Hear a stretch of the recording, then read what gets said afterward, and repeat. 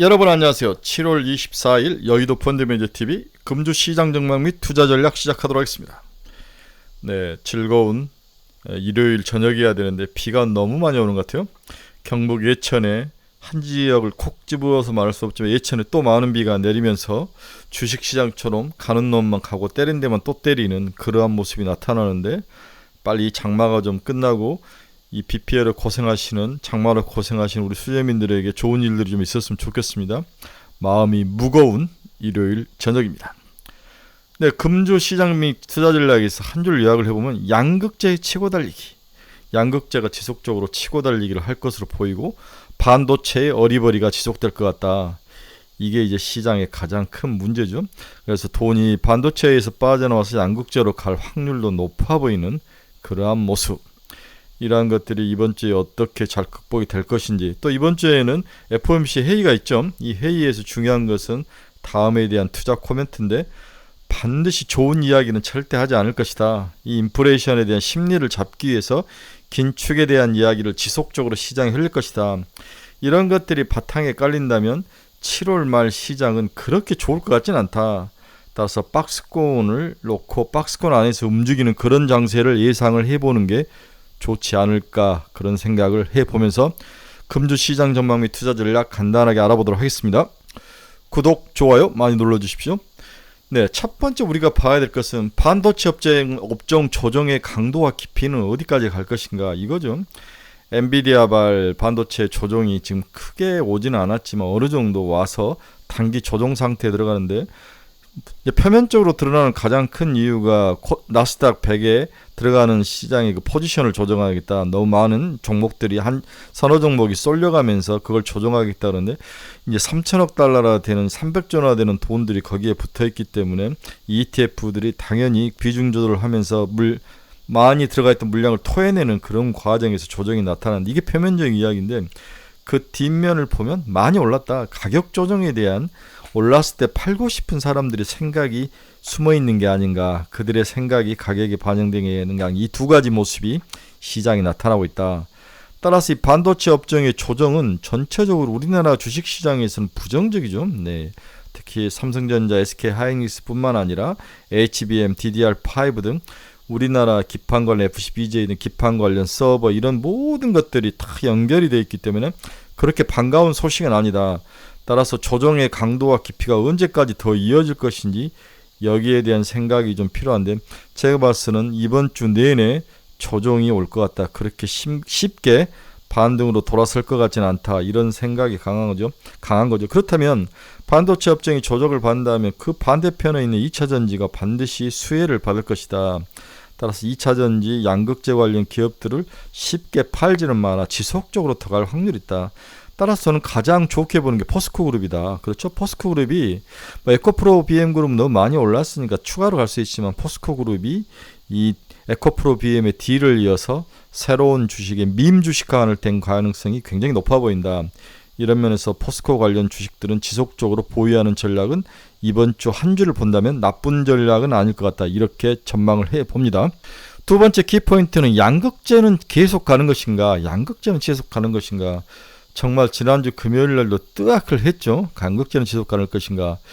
이게 지금 에코프로의 공매도의 내용인데, 우리 이제 카페 친구들은 제가 여러 번 이야기를 했는데 170만 주까지 갔던 에코프로 공매도가 지금 111만 주까지 빠져 있는 상태죠. 111만 주라면은 이것을 100만 원만 해도 1조 1000억에 아직도 더 환매수로 나와야 되는데, 물론 이게 다 나올 수 없지만 여중에서 30만 주만 나와도 3, 4천억, 이게 돈이 다시 환매로 돌아서야 되는 가능성. 이렇다면은 양극재 관련 기업들의 환매수, 숏스퀴즈는 더 이루어질 가능성. 거기에 반도체가 좋지 않다면 양극재에 대한 추가 상승은 가능할 것이다. 따라서 에코프로 BM, 포스코 퓨처엠, 이런 양극재 관련, 심지어는 코스모 그룹까지 관련된 기업들의 추가 상승은 충분히 예상이 되고 있다. 이런 가능성을 깐다면 급하게 팔 필요는 없다고 생각을 해봅니다. 세 번째 키포인트는 이미 선반영은 충분히 됐다. 2024년 기업들의 모든 실적이 반대로 돌아설 가능성에 대해서 이미 주가가 선반영해서 글로벌 주식시장이 상승 트렌드로 바뀌었다. 이 부분은 인정을 한다. 그러나 여기서 추가로 상승하기 위해서는 새로운 모멘텀, 이 뉴 모멘텀이 그게 필요하다. 이게 없다면 이번에 썸머랠리는 여기서 비실비실 하다가 가을 돼서 찬바람 나서 거꾸러질 가능성도 높아 보이는 거죠.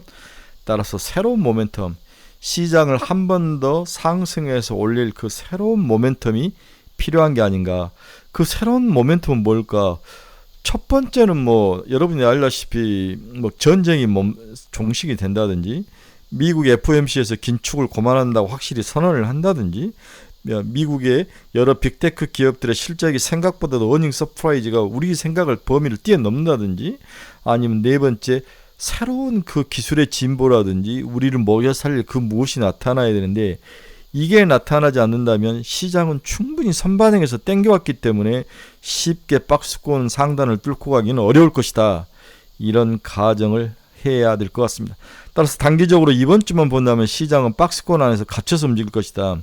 그래서 전고점을 치고 다시 내려와서 조정을 받는 10% 정도 조정을 받는 기업들은 다시 전고점에 70% 정도 7, 8% 오르면서 옆으로 기다가 쌍봉을 그리면서 내려올지 아니면 치고 올라갈지는 향후 FOMC 회의에 그러한 코멘트와 그리고 기업들의 실적에 달려있다. 여기에 전쟁의 모습이 좀 종식이 된다든지 새로운 모멘텀이 필요하다. 이렇게 예상을 해볼 수 있을 것 같습니다. 우리 먼저 수급추이 한번 봅시다. 이게 코스피 수급추인데, 지난주에 미국은 다우가 너무 좋았죠. 그런데 우리나라 코스피는 4,950억, 거의 5천억 가까이 매도가 나왔습니다. 미국과 좀 반대로 움직이죠. 4,958억. 그런데 지난 1개월간 코스피가 전체 4,517억이 빠졌는데, 지난주에 4,900억이 빠졌으니까 일주일 동안 코스피가 집중적으로 매도가 나왔다. 미국은 다우지수가 굉장히 좋은데 우리나라는 오히려 코스피가 두들겨 맞는 그런 현상. 그렇다면 코스피는 우리나라의 수출이라든지 뭔가 성장력, 기업의 큰 어떤 기업 이익 이런 것들에 관련이 있는데 외국인들이 조금씩 이익을 실현하는 게 아닌가. 또한 이 모든 것들이 중국과 관련되어 있는 것 같은데, 중국이 경기 성장력에 대해서 성장 동력을 사용하는 거, 경기를 좀 활성화시키는 활성화 정책이 더디면서 여기에 대한 반대 매매가 좀 나오는 게 아닌가, 이렇게도 이해를 해볼 필요도 있다. 반대로 코스닥을 보면 지난 일주일간 495억을 매도를 했죠. 지난 1개월간은 4,200억을 매수를 했는데, 코스닥은 여전히 외국인들이 기술의 변화, 그 다음에 IRA법을 통해서 미국이 새로운 4차 산업 빅테크를 육성하는데 한국 기업들이 여기에 연관돼서 올라가는 그러한 수혜의 가능성, 이러한 것들이 지속되고 있다. 이렇게 볼 수 있는 거죠. 따라서 미국과 다르게 우리는 코스피와 코스닥이 반대로 움직이는 이 모습에 대해서는 밸런스를 맞춰가는 과정이다. 이렇게 보는 것도 있고, 우리의 미래 성장력, 특히 중국 관련 성장력에 대해서 의문이 품기 시작했다. 또한 그동안 인덱스 형태로 코스피 종목의 인덱스에 거의 대부분이 들어가는데, 그 인덱스 외국인들이 많이 사는데 그 인덱스에서 이익 실현 물량이 나왔다. 이렇게 몇 가지로 정리를 해보면서 시장을 본다면 이번 주 시장이 어떤 방향으로 움직일지를 추론하는 데 많은 도움이 될 것 같습니다. 지난 금요일에 끝난 미국 달러 지수는 또 다시 올랐네요. 다시 101.08까지 다시 올라서 달러가 다시 약세로 돌아섰다가 강세로 돌아서는 모습이 나타나고 있습니다. 이것은 긴축에 대한 생각이 쉽게 무너지지는 않을 거다는 이 가정하나, 그리고 너무 많이 빠진 것에 대한 반발, 이 두 가지 형태로 이해를 해야 될 것 같아요. 네, 다음으로는 미 국채금리를 한번 보면 3.837을 기록하고 10년짜리가 그래서 4% 넘었던 금리가 하락을 하면서 조정을 받았는데 안정을 찾아 다시 살짝 올라가는 모습. 따라서 미국 국채 10년짜리는 박스권에 갇혀있죠. 3.6에서 3.84에서 박스권에 갇혀있는데, 이러한 것들이 좀 더 오래 지속된다면 미국 경제에 그렇게 좋은 영향은 아닐 것이다. 이게 굉장히 중금리죠. 우리가 원하는 것은 입자 2%대까지도 내려와야 되는데 이게 쉽지 않다는 것은 향후에 미국 기업들의 이자 부담이라든지 이 비용에 대한 부담이 그렇게 가벼워 보이지는 않는다. 이렇다면 기업 실적에 영향을 미칠 것이죠.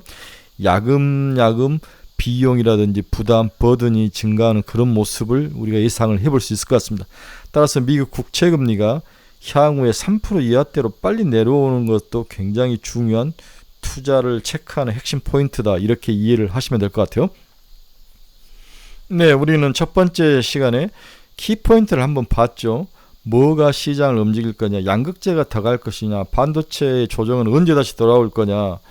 이제 모든 것이 세 번째로 선반영이 됐다. 이 선반영을 이기고 주가가 상승하기 위해서는 새로운 모멘텀이 필요하다. 그 새로운 모멘텀이 뭐냐, 이게 나타나지 않는다면 주식시장 박스권에 갇히다가 찬바람이 불면 무너질 확률이 높아 보인다. 이게 이제 제가 첫 번째 시간에 시장을 보는 저의 뷰를 간단히 요약 정리를 해드렸습니다. 두 번째 시간은 향후 어떤 투자 전략과 종목을 선택해야 하는가, 여러분들이 제일 고민하고 걱정하는 퀘스천 중에 하나이죠. 이 퀘스천을 가지고 같이 나눠보도록 하겠습니다. 제가 앞에서 이제 우리나라 코스피와 코스닥은 미국 다우와 나스닥과 반대로 움직이는 경향이 강하다 이렇게 이야기를 했는데, 먼저 그러면 나스닥이 상승하고 최근에 상승하고 다우가 상승을 하고 나스닥이 아니죠. 다우가 상승을 하고 나스닥이 조정을 받는데 이건 어떻게 우리가 이해를 해야 되는가, 여기에서는 또 우리가 어떤 함의를 가져야 되는가, 이 부분을 좀 알아보도록 합시다. 최근에 다우와 나스닥의 변화가 나타났다. S&P 500 기업들의 어닝 서프라이즈 비율은 80%로 상당히 높은 수준을 기록하고 있죠. 물론 어닝 서프라이즈라는 결과는 동일하지만 주가 반응은 또한 사뭇 다르게 나타나고 있습니다. 2023년 올해 밸류 상승을 주도했던 테슬라와 넷플릭스는 어닝 서프라이즈도 불구하고 지난주에 주가가 하락을 했죠. 네, 오히려 어닝 서프라이즈로 좋은 실적과 전망을 나타내는, 여기다 대고 때려버리는 현상, 이게 이제 보통 어떤 랠리의 마지막 단계에서 많이 나타나는 그러한 시장이 꺾이는 모습의 초창기 모습이 버전인데, 실적이 좋아도 꺾인다, 이러한 것들에 대해서 우리가 좀 심각하게 받아들여야 될 것 같아요. 반면 다우에 있는 JP모건, 존슨앤존슨, IBM의 경우 밸류 상승이 크지 않았기 때문에 오히려 주가가 상승하는 그러한 반대의 모습이 나타나고 있다. 그래서 JP모건, 존슨앤존슨, IBM이 실적을 발표하니까 그동안 너무 좀 저평가, 성장주에 대해서 저평가를 받았다는 생각 때문에 주가가 반대로 오르는 모습, 이게 이제 다우에서 나타나는 모습이죠. 결국 밸류와 어닝이 균형점을 찾아가는 모습이 나타나고 있다. 너무 나스닥에 쏠려있던 고밸류가 좀 조정을 받으면서 이쪽은 아무리 좋게 나와도 좀 이익 실현 차원 물량이 나오고, 반대로 저밸류에이션으로 고생을 했던 다우 쪽에서는 좀 실적이 살짝 안 좋더라도 주가가 상승하는 그러한 균형 맞추기, 시소의 균형 맞추기 전략이 나타나고 있다, 이렇게 볼 수 있습니다. 이게 최근 한 달 동안 다우존스죠. 네, 이렇게 치고 올라가는 모습이 나타나고 있습니다. 나스닥은 반대로 치고 올라간 후에 이렇게 하락을 해서 조정을 받는 모습이 나타나죠. 그래서 지난 한 달을 보면 다우는 4% 정도 상승을 했고 나스닥은 3.86. 그런데 일주일을 통해서 보면 다우는 2.08% 상승한 반면 나스닥은 0.91% 하락하며 나스닥의 조정이 굉장히 컸다. 특히 실적은 나스닥 쪽에서 나쁘지 않았는데 오히려 조정을 받고, 실적은 뭐 좋은 면도 있고 소스한 면도 있는데 다우가 주가가 오르는 밸런스 맞추기, 키 맞추기, 밸런스 잡기, 이러한 모습이 나타나고 있다. 순환매가 빨리 돌고 있다, 이렇게 이해를 해야 되는 거죠. 그래서 이러한 밸런스 맞추기 뒤에는 나스닥 100에 대한 포지션 조절, 빅테크 기업들이 너무 과하게 포지션이 반영되는 것들에 대한 조절, 여기에 대해서 관련 ETF들의 물량 출회, 이런 것들이 영향을 같이 미치면서 조정을 받고 있는 게 아닌가, 이렇게 생각이 드는 거죠. 두 번째는 제가 앞에서도 얘기했지만 기업의 이익 선반영이 매우 강하게 반영됐다. 그렇다면 2024년 것을 다 땡겨왔는데 우리나라 양극재 같은 것은 벌써 2024년 5년 것까지 3년치를 다 땡겨와서 반영을 했는데, 이러한 것들이 이미 주가에 반영이 됐다면 이제부터 나오는 것들은 이미 반영이 됐기 때문에 그 가이던스나 뭐가 향후에 우리가 생각하는 것보다 더 낮거나 덕을 뛰어넘지 못한다면 전부 다 매도의 영역이다, 이익 실현의 영역이다, 이렇게 봐도 무방하다, 이런 생각이 드는 거죠. 2023년 S&P 500 지수 상승 19%의 86%는 퍼가 상승하면서 나타났다. 그래서 밸류에이션 조정이 나타난 거죠. 연준 기준 금리가 제로였던 2009년과 2013년 2020년과 비슷한 정도의 퍼가 지금 주가가 거의 19배, 20배까지 올라와 있다는 거죠. 과거 2009년, 2013년, 2020년에는 거의 금리가 제로금리 있기 때문에 퍼가 굉장히 높게 형성이 됐고, 퍼가 올라가면서 기업들의 주가가 올라가는데 퍼의 그 기여도가 굉장히 컸는데 그러한 모습이 지금 나타나고 있다. 근데 지금은 그 기준금리가 5몇 프로까 5%까지 올라와 있는 상황에서 이런 일이 나타났다는 게 이해는 안 되죠. 그렇다면 미래의 기준금리가 충분히 빠질 수 있다는 그 가정을 땡겼다는 거죠. 미국의 경기를 감안시 현재와 같은 높은 기준금리 수준을 오랜 시간 유지할 수 없을 것이라는 생각이 주식시장에 빠르게 반영된 결과가 아닐까. 미국 경기는 이렇게 현실과 미래에 대한 괴리가 상당히 큰 그런 모습을 반영을 하고 있습니다. 그러나 기업 이익은 지금 반대로 나타나고 있죠. 현재는 매우 안 좋은데 미래의 기업 이익은 굉장히 좋을 가능성이 지금 주가에 반영되고 있고 퍼에 반영이 되고 있다. 이렇게 또 이해를 해야 되는 거죠.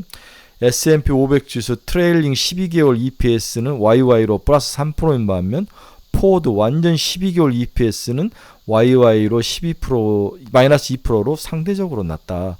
그만큼 향후에 대한 미래 수익력이 좋다.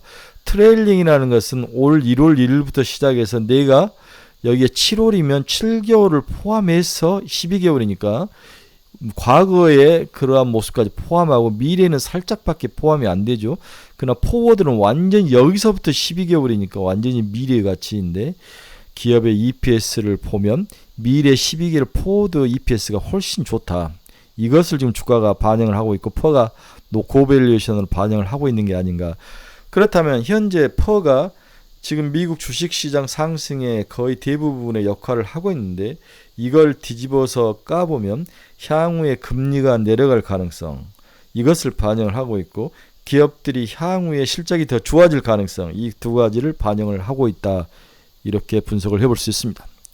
7월 필라델피아 연준 경기전망 지수 중 6개월 예상 신규 주문 지수는 2개월 연속 플러스권을 기록하며 상승 중이다. 이렇게 향후 경기에 대한 그러한 전망 자료도 전망 지수도 나쁘지 않는 것을 고퍼가 이것을 반영을 해주고 있다. 이렇게 이해를 하시면 될 것 같습니다. ISM 제조업 신규 주문 지수, 이 신규 주문 지수는 결국 미래의 먹거리를 이야기하는 미래의 경기 상황과 미래의 제조업 상황을 반영하는 지수이고 반전 지속 가능성을 암시하고 있다. 이렇게 이제 파란 게 이제 미국 ISM 제조업 신규 주문 지수인데 바닥을 치고 올라오는 모습, 미래에는 더 이렇게 크게 치고 올라오는 것을 반영을 하고 있다. 긍정적이다는 거죠. 해당 변화가 누적될 경우 미국 기업 이익 개선 기대치는 현재보다 더 높아질 가능성이 있다. 이게 고퍼의 원인이 되고 있다는 거죠. 그래서 지금 퍼가 18배인데 이 중에서 16배 정도를 S&P 500 지수가 상대적으로 EPS 변화율을 보면서 퍼 변화율이 더 높은 그런 모습을 보이고 지금 S&P 2023년 S&P 500이 18% 올랐는데 이 중에 16%가 바로 퍼 변화율에서 왔다. 기업들의 고밸류에이션을 주는 과정에서 주가가 올랐다는 거고 EPS 변화율은 2%밖에 반영이 안 됐다. 이 이야기를 하는 거죠. 18%에서 2%. 따라서 향후에 이 EPS 변화율이 더 올라갈 확률이 있다면은 시장은 쉽게 무너지지 않을 것이다. 이 이야기를 하는 거죠. 네, 굉장히 의미 있는 분석이다. 이렇게 이해를 하면 될 것 같습니다.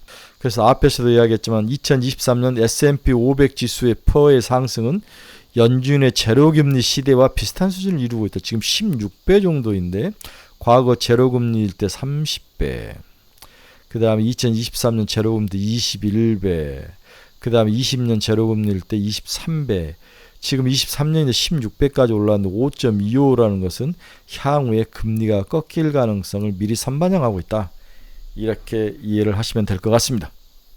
그래서 7월 필라델피아 연준 경기 전망 지수 중 현재 지수는 14개월 연속 마이너스인 반면 6개월 기대 지수는 2개월 연속 플러스, 이렇게 2개월 연속 플러스를 유지하고 있다.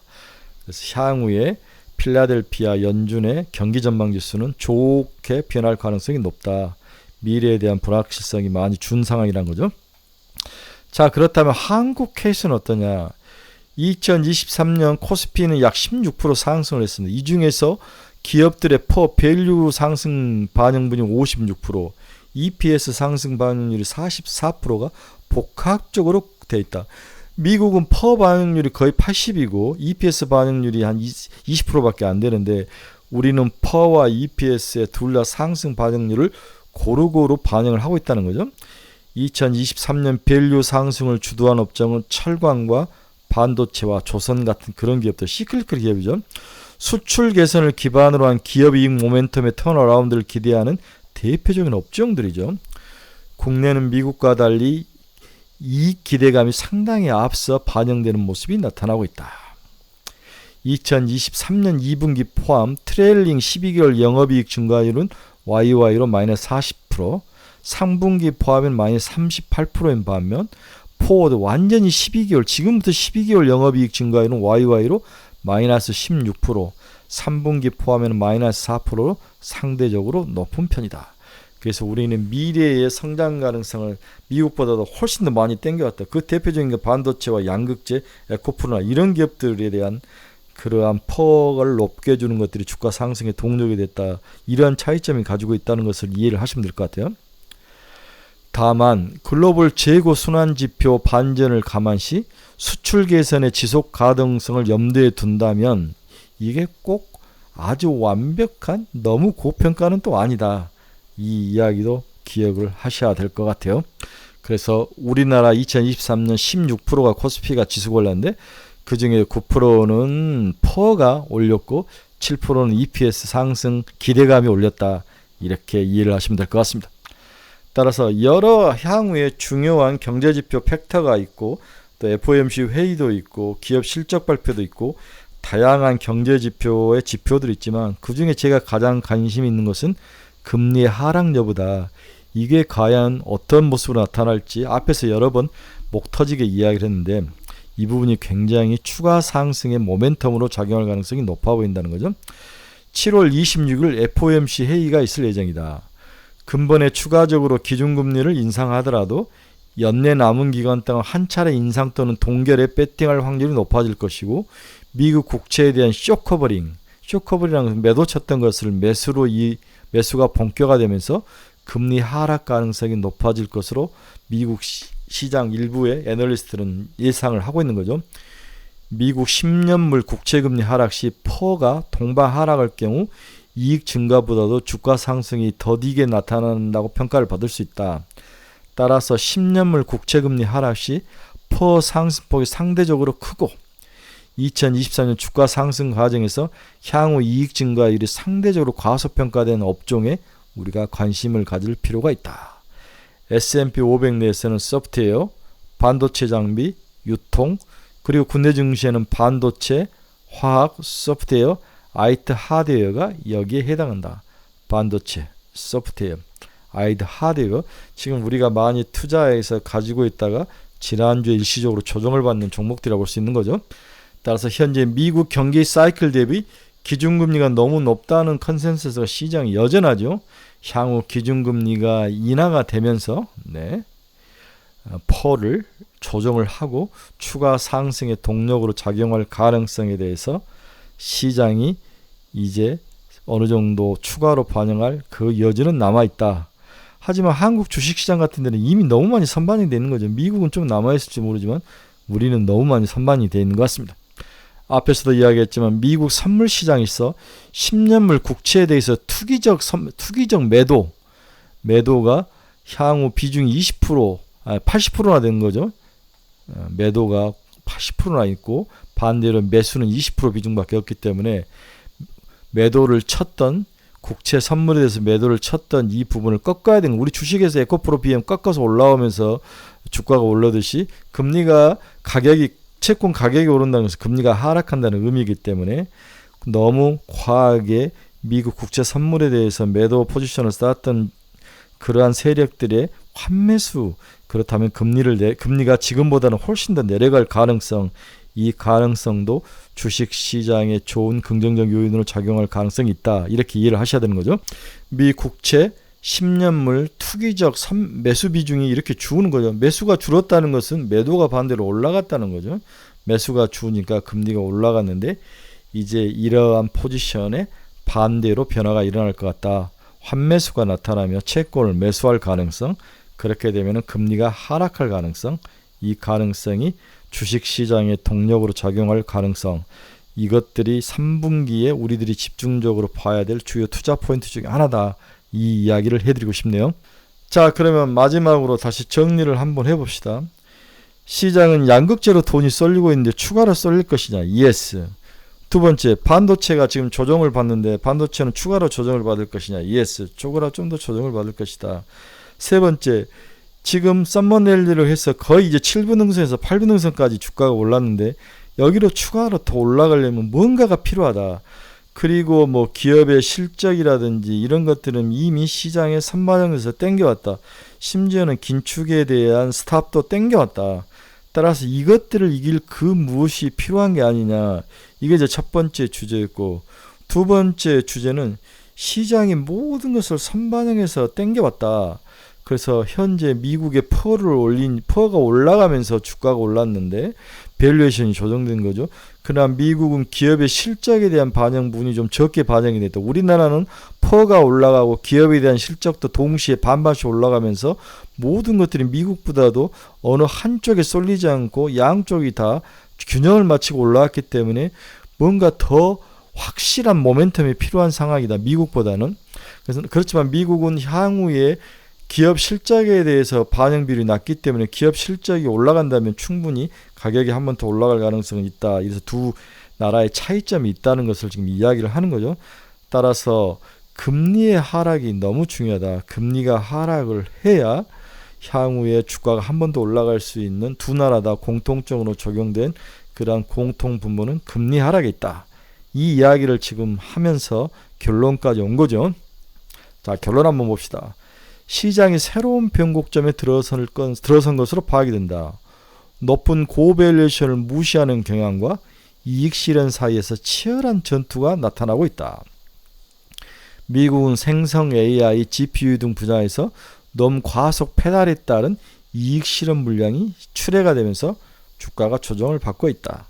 그 뒷면에는 나스닥 100 지수에 편입되어 있는 빅테크 기업들의 주가 조정, 포지션 조정도 있고 거기에 따라서 ETF의 매도가 나오면서 조정을 받고 있는 모습도 있다. 이번 주 FOMC 미팅에서의 코멘트는 당연히 긴축에 대해서 지속 강하게 암시할 가능성이 높아 보이죠. 따라서 이번 달 마지막 주인 금주는 먹는 장이라기보다는 지키고 관리하고 견디는 장이 돼야 될 것 같다. 생각보다도 V자 반등은 없을 것 같다.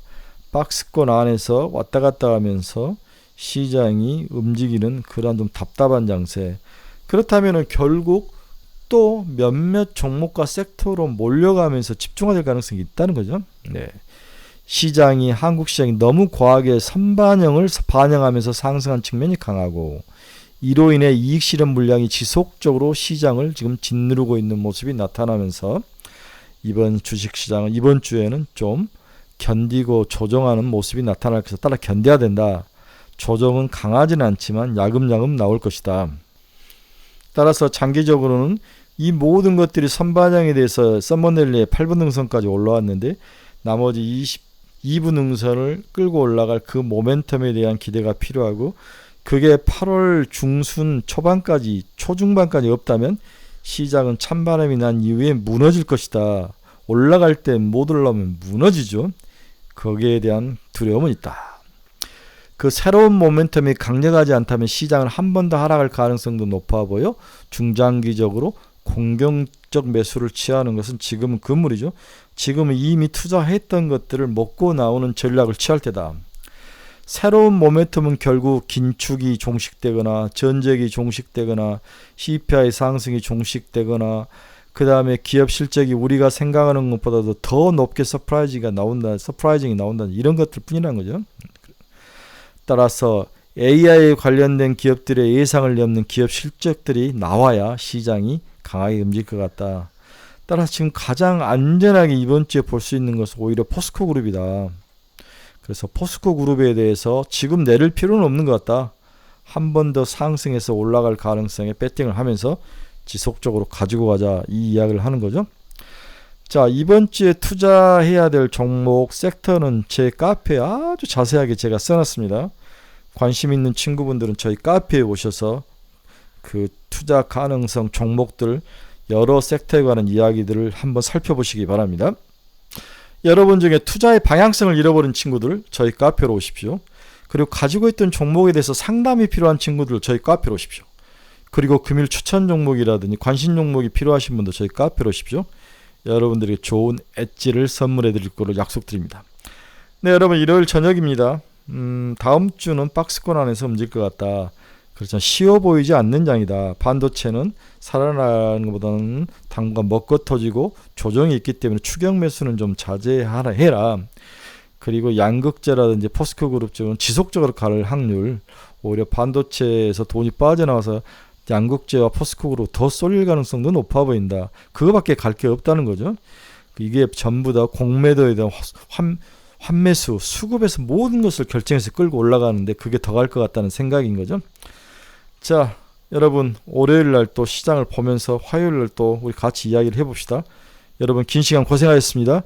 카페에 오셔서 많은 것들을 써놨으니까 보시기 바랍니다. 여러분, 감사합니다. 화요일 날 뵙겠습니다.